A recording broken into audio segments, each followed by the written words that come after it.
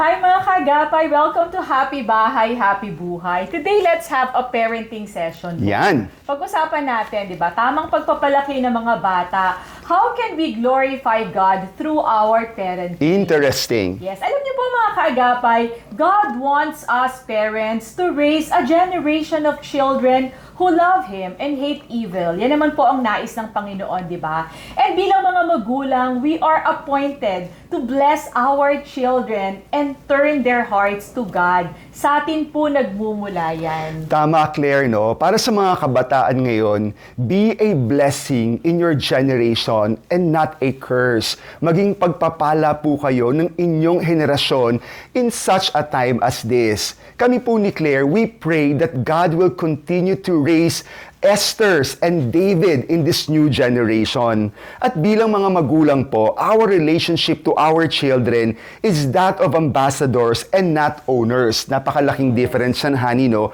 We are not the ultimate influence in their lives, but God is. Ang ganda ng sinabi mo, honey, no? Na bilang magulang, hindi po natin pagmay-ari ang ating mga Yan. anak. In-entrust lamang po sila sa atin. And we have to be good stewards of our children. At yan naman po talaga ang role nating mga magulang sa ating mga anak. Kasi come to think of it, we cannot convict them. Hindi po natin sila kayang i-convict dahil trabaho po yan ng Holy Spirit. Yes. We cannot be there for them 24/7 na matututukan natin lahat ng ginagawa nila, ng sinasabi nila, o saan sila nagahang, di ba, na mga kaibigan, di ba? But the Holy Spirit would. We Yes. can't save them from all the dangers and be there for them every single moment, but God could.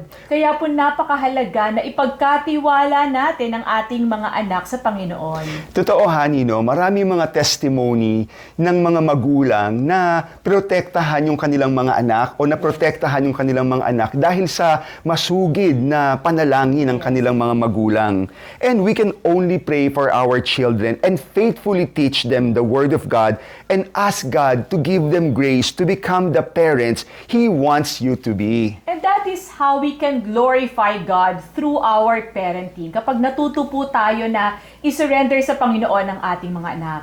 Remember that parenting is simply calling your children to follow you as you follow Christ. Yes, and we can always pray and intercede for our children. Lagi po nating tandaan na ang mag-asawang sabay manalangin. Na pagtatagumpayan lahat ng suliran. Ako po si Bong Pineda. At ako naman po si Claire para sa Happy Bahay. Happy buhay!